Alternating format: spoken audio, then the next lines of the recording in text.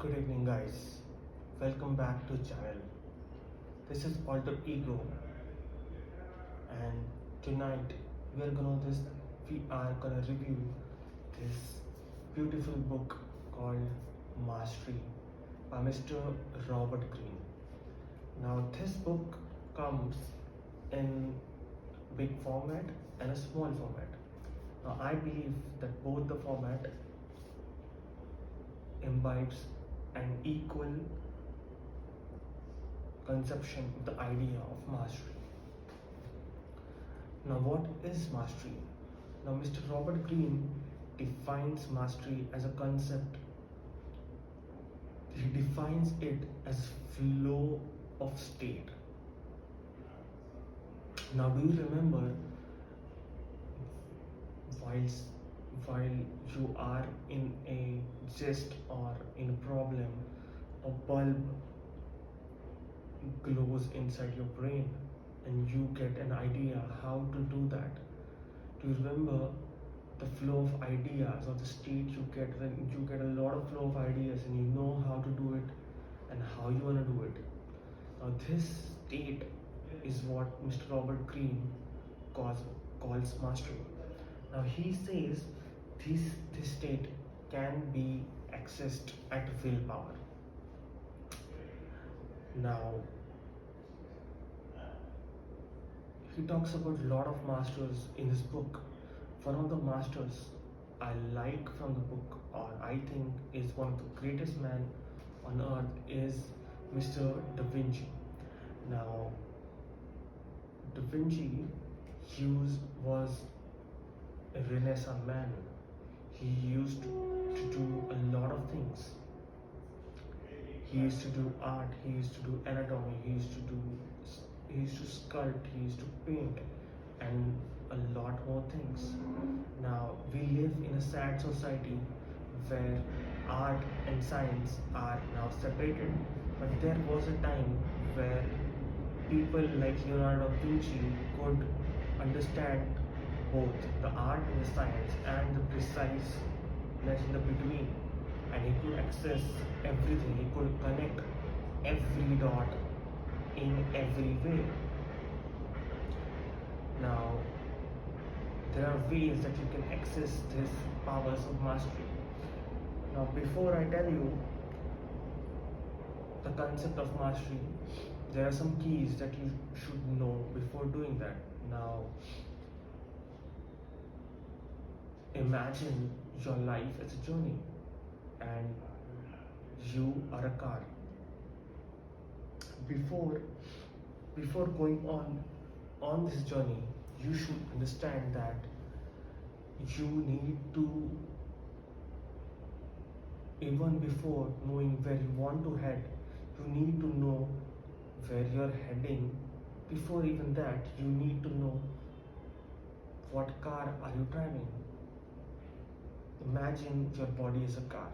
Now, what kind of car is it? What shape is it?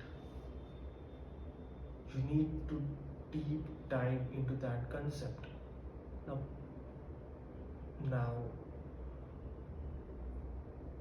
the driver is the mind and the car is the body. And you are the person sitting beside the driver. Now, the whole point I'm trying to tell you is before making this journey, you should know thyself. Knowing thyself is to, before even starting the journey to that place, you should know which car are you driving, what car are you pursuing, why is this car like this, what car it is, what kind of mechanism it uses, where is it heading. Now, once you understand the mechanism of the car, then you know how to drive the car better, and then you realize what type of car it is that you are riding in. Now, for example, you can be a Maruti car, you can be a Celerio, you can be an F1 car. Now, if you're an F1 car, obviously you cannot drive this car in a normal place. It restricts your power. You are here to be driven on a racetrack. You are here to win races. That's what your purpose is. But if the driver doesn't understand that it's an F1 car, then he will go roam with that car in a marketplace or in a city. So knowing thyself is the first thing before you even understand that where your life's journey is heading. Now, mastery is very deep downly attached to this thing called mind. What is mind? Now there are different takes on mind. We are going to take a very logical and constructive take on mind. It's a very simple thing, niche, which has been passed down the world, which is mind is a muscle. It's a muscle. It's a fucking muscle. You just need to exercise it. You need to crush it so that it gets hypertrophied. So that it hypertrophies. Now, it is not that once you hypertrophied it, it looks good. It is to do the heavy lifting when you are in a bad thing. Now, imagine you are a person who goes to gym every day. Obviously, if he goes to gym every day, he looks good after the end of the month. But his endurance increases, his power increases, his stamina to do things increases. Lot of benefits he gets from this sacrifice he has done.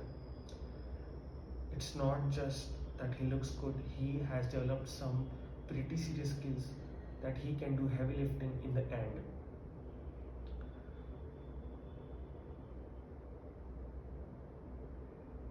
Now, once you understand the mind is muscle, now there are different kinds of mind according to Mr. Robert Greene. The first kind of mind he talks about is the original mind.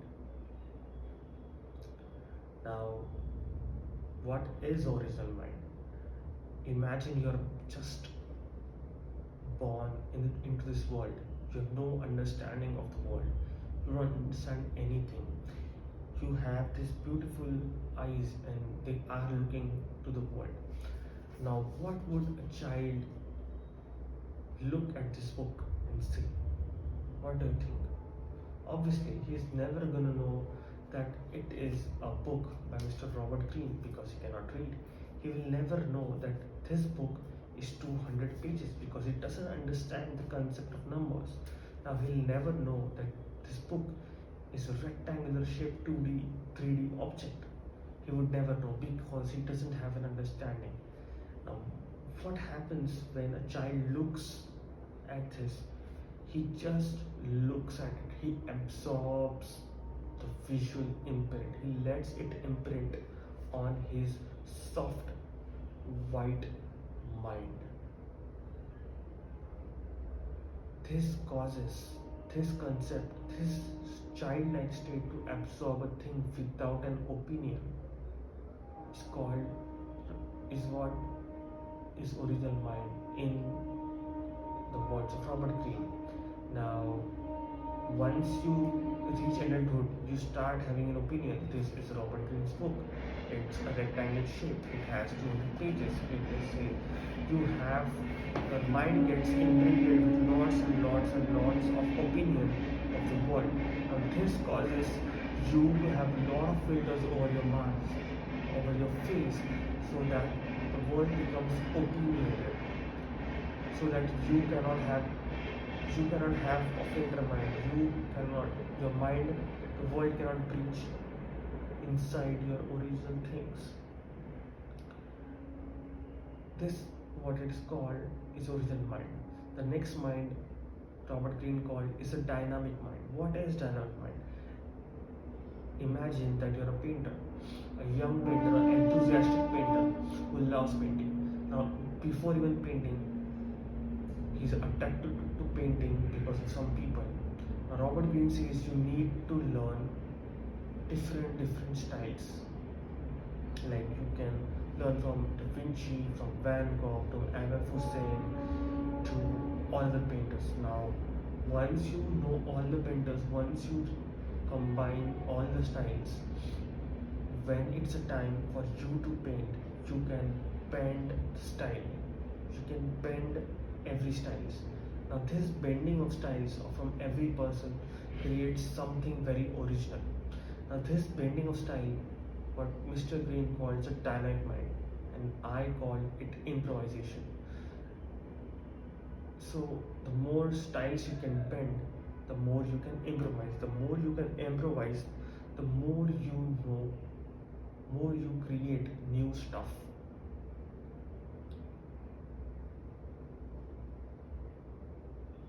Now we have understood the original mind. Now second is a dynamic mind, that we have understood through the bending of styles.